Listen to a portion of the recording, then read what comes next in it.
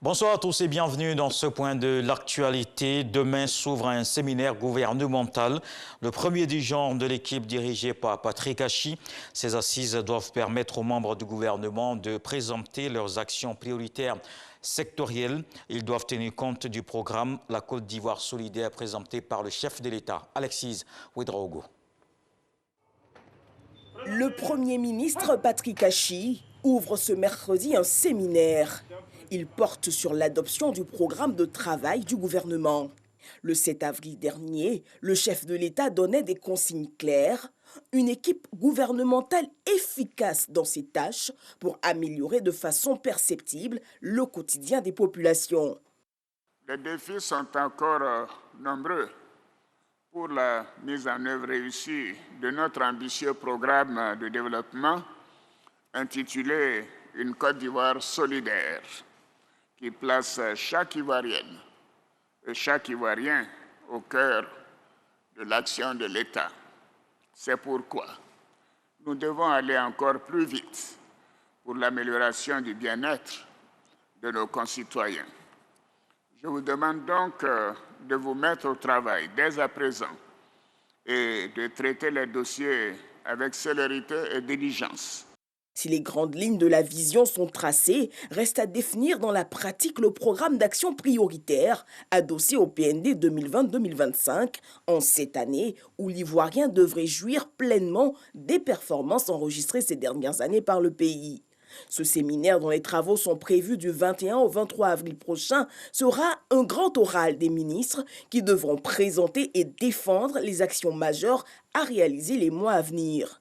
Et le chef de l'État a été très précis sur le suivi strict qui sera fait pour en garantir l'efficacité. Je vous demande, Monsieur le Premier ministre, de me produire régulièrement un document d'évaluation du travail des différents membres du gouvernement. Coopération, défense, sécurité, emploi, gouvernance, les départements ministériels devront présenter des programmes à impact concret sur le bien-être des populations qui, elles, en attendent beaucoup. Le Conseil économique, social, environnemental et culturel reprend du service un an après le décès de l'ancien président Charles Kofi Dibi. Les conseillers de cette assemblée ont répondu à l'appel du nouveau chef de l'institution. Ils ont partagé la vision d'Eugène Akaolé. L'objectif est de mettre au cœur de leurs préoccupations le bien-être des populations ivoiriennes. 80% des entreprises formelles recensées sur le territoire national sont des PME.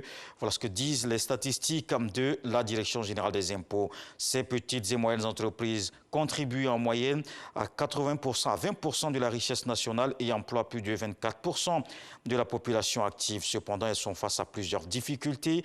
Difficile accès au financement et au marché, la question de leur restructuration. Pour en sortir, les PME se tournent alors vers des associations. Entre crise de leadership et recherche de solutions pour le secteur, le poids des fêtières en cause, c'est le sujet du dossier EcoPlus à suivre dans le 20h.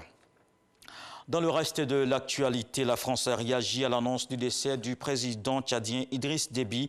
Paris regrette la perte d'un ami courageux qui a œuvré pour la stabilité de la région. Le président tchadien Idriss Déby Itno a été mortellement blessé lors d'affrontements le week-end dernier avec des rebelles. Il dirigeait le pays depuis 30 ans et venait d'être réélu pour un 6e mandat selon des résultats provisoires annoncés ce lundi. L'intérim est assuré par l'un de ses fils, le général de corps d'armée Mahamat Idriss Déby prend la tête du conseil militaire de transition mis en place. Les obsèques nationales du président du Tchad, Idriss Déby Itno, auront lieu vendredi à N'Djamena sur la place de la Nation. Le maréchal sera ensuite inhumé dans sa région natale, dans l'extrême est du pays.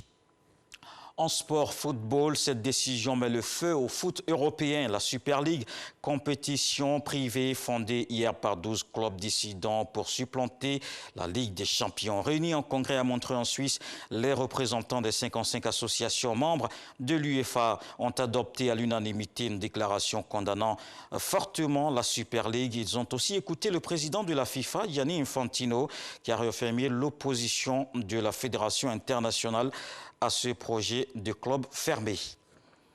Et puis pour l'Agence européenne des médicaments, le vaccin Johnson & Johnson contre la COVID-19 peut être employé en raison d'un rapport bénéfice-risque favorable.